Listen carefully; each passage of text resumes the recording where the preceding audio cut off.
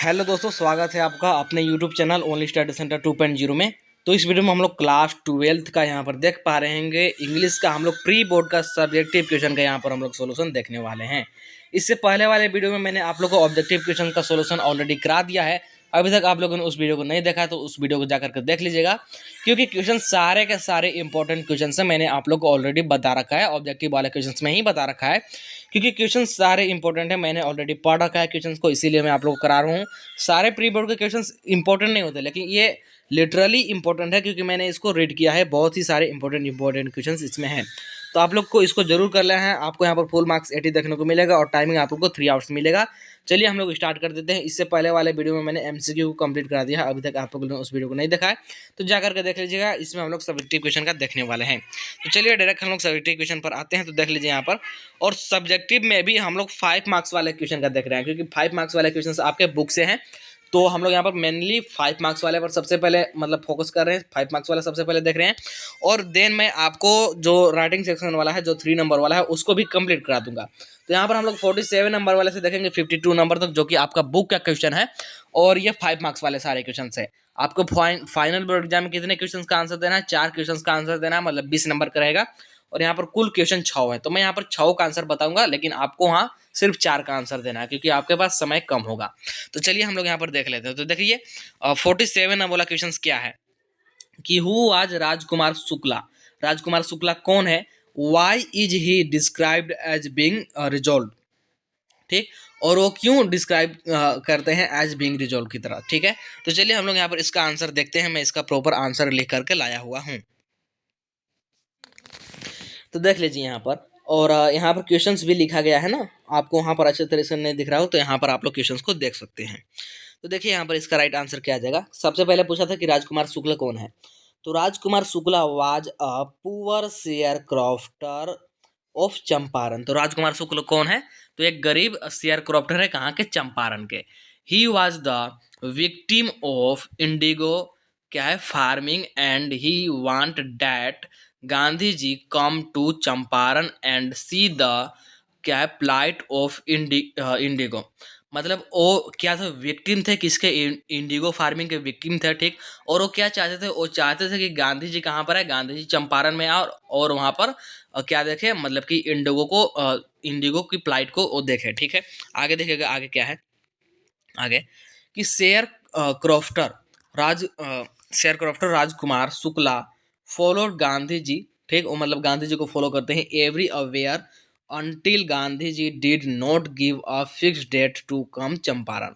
और तब तक गांधी जी के पीछे पीछे चलते हैं, मतलब उनका फॉलो करते हैं, उनका पीछा करते हैं, जब तक गांधी जी उनको एक कोई फिक्स डेट ना दे दे जिस दिन वो चंपारण में आए। ठीक है, therefore Rajkumar Shukla is called result. तो इसीलिए इनको रिजॉल्ट की तरफ बोला गया है। ठीक, तो ये हो जाएगा आप लोग का राइट आंसर। इसके बाद आगे बढ़ते हैं। तो नेक्स्ट क्वेश्चन देख लीजिए क्या था। 48 नंबर वाला क्वेश्चन क्या पूछ रहा था कि what type of stories did Jack usually tell his daughter. तो किस टाइप का स्टोरी जैक अपनी डॉटर को बताते थे। ठीक है, तो यहाँ पर हम लोग इसका आंसर देखते हैं। तो Jack is a perfect story maker. Jack क्या था? एक परफेक्ट स्टोरी मेकर था। He could create new story. Jack has a basic format of all story.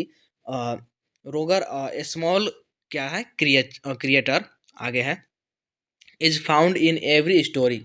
Then there is a wise owl and a varied with a magic owned in every story. He changed stories mention interested of his daughter Jo.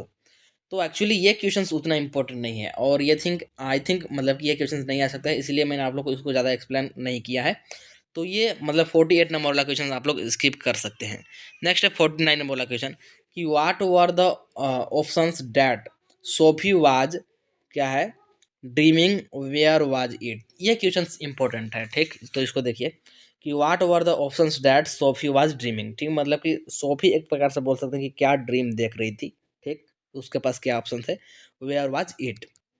तो देखिएगा इसका answer क्या हो जाएगा कि most likely that the two girls Sophie and जेंसी।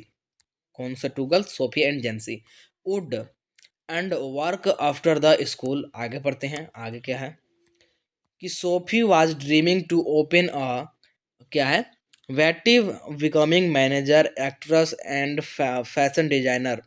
तो वो क्या सोचती है कि मतलब वो मैनेजर बनेंगे, ठीक, और एक्ट्रेस करेगी, फैशन डिजाइनिंग करेंगी वगैरह। But जेंसी was realistic girl and not a day dreamer like a Sophie. और जेंसी जो है ना, ये मतलब ये मतलब कि रियल में सोचती है, ऐसा कुछ भी है, मतलब ड्रीम वगैरह नहीं देखती है, ठीक है। और ये मतलब कि ये बोल सकते हैं कि सोफी की तरह एक ड्रीमर गर्ल नहीं है, उसकी तरह ड्रीम नहीं देखती है। आगे बोल सकते हैं, आगे मतलब देखिए क्या है कि both girls were most likely to get work in biscuit factory after school because their parents were working in the biscuit factory, ठीक है। तो यहाँ पर ये दिया गया है। इसके बाद आगे बढ़ते हैं, तो आगे आई थिंक आप लोग को नेक्स्ट क्वेश्चन मिलेगा। 15 नंबर वाला क्वेश्चन क्या है कि who is mister lamp. Mister lamp कौन है। Why does he have a tin leg. मतलब कि उनके पास एक टीन का लेग क्यों है बताना है। मतलब कि टीन का लेग कैसे आया, आखिर कुछ कारण होगा, उनका एक लेग खराब हुआ होगा, कटा होगा, तभी तो टीन का लेग आया, तो वो भी बताना है। और ये भी क्वेश्चंस इंपॉर्टेंट है, ठीक। तो यहाँ पर देखते हैं इसका आंसर क्या जाएगा कि mister Lamb is an old man who lives in a big house with a huge and beautiful garden. तो मिस्टर लैम्ब क्या है, एक ओल्ड मैन है, मतलब कि बूढ़ा आदमी है, ठीक। और वो कहाँ रहते हैं, तो एक बड़े से हाउस में रहते हैं, मतलब बड़े से घर में रहते हैं। और वो भी एक बड़ा सा, मतलब कि ह्यूज क्या है, ब्यूटीफुल गार्डन है, मतलब कि बहुत ही सुंदर गार्डन भी है उनके पास। फिर है कि he was a man with positive attitude. और वो किस प्रकार का मतलब मैन है, तो पॉजिटिव एटीट्यूड, ठीक ना, नेगेटिव एटीट्यूड मतलब कि पॉजिटिव ही सोचते हैं, ठीक। आगे बढ़ते हैं कि he bought a major change in Derry attitude towards life as he was full of negativity due to the scare on his face, ठीक। आगे बढ़ते हैं, तो आगे क्या है कि mister Lamb has lost his one leg. मतलब कि मिस्टर लैम जो अपना लेग एक खो देते हैं इन वार, मतलब कि लड़ाई में, ठीक है। जो वार होता है ना, युद्ध, उसमें। Now he walk with the tin leg so children called him chemo lamp, ठीक। और वो अब एक टीन लेग के साथ क्या करते हैं, चलते हैं, और इसीलिए उनको बच्चे क्या बोलते हैं, कैमी लैम्प बोलते हैं। आगे नेक्स्ट क्वेश्चन 51 नंबर वाला क्या है कि what comprised of Saheb new identity was he happy. और क्या वो हैप्पी है, मतलब कि क्या वो खुश है, तो ये भी बताना है, ठीक। और यहाँ पर न्यू आइडेंटिटी कंप्राइज के बारे में भी बताना है। तो चलिए हम लोग यहाँ पर इसका आंसर देखते हैं, देखिएगा क्या हो जाएगा कि Saheb had left rag picking and sorry and he took up a job at a nearly tea stall. तो साहब क्या था, मैंने आप लोग को बताया था ऑब्जेक्टिव वाले सेक्शंस में कि साहब एक रैक पिकर था, मतलब कि कूड़ा निकाल करके क्या बेचता था, कूड़ा कचरा मतलब बेचता था, ठीक। उसी को रैक पिकर बोलते हैं। तो सबसे पहले तो रैक पिकर था, तो फिर वो रैक पिकिंग क्या करता है, छोड़ देता है, और वो फिर एक टी स्टॉल पर पास के टी स्टॉल पर क्या करता है, जॉब करने लगता है ना। तो यही पहले वाले में मतलब कि फर्स्ट पार्ट में पूछा था क्वेश्चंस में। इसके बाद आगे पढ़ते हैं सेकेंड वाला कि Saheb is not happy because, मतलब कि साहेब खुश नहीं है।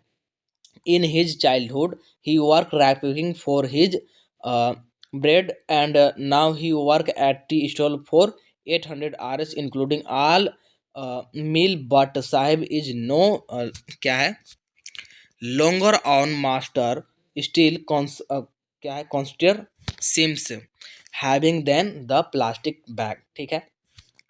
तो मतलब हैप्पी नहीं है, सिर्फ वो 800 रुपये पर काम कर रहा है, ठीक है। और ऐसा भी हम लोग बोल सकते हैं कि रैक पिकिंग जब वो करता था, तो रैक पिकिंग वो अपने मन से करता था, उसको जितना रैक पिकिंग करने का मन हो उतना कर सकता है, किसी के दबाव में नहीं करता था। और यहाँ पर जो जॉब कर रहा है, तो उसको किसी के प्रेशर में आ करके मतलब जॉब करना पड़ेगा, ये भी बोल सकते हैं। तो ये हो जाएगा इसका राइट आंसर, ठीक। आप लोग खुद से भी बना करके लिख सकते हैं, मैं आपको ओवर और समझा रहा हूँ कि कैसे लिखना है। इसके बाद नेक्स्ट क्वेश्चन है, क्या है देखिएगा कि how did Geoff and Sophie father react when they come to know that Sophie had meet Danny कैसे। डैनी कैसे कौन थे, तो ये एक फुटबॉलर थे, आप लोग चैप्टर में पढ़े होंगे।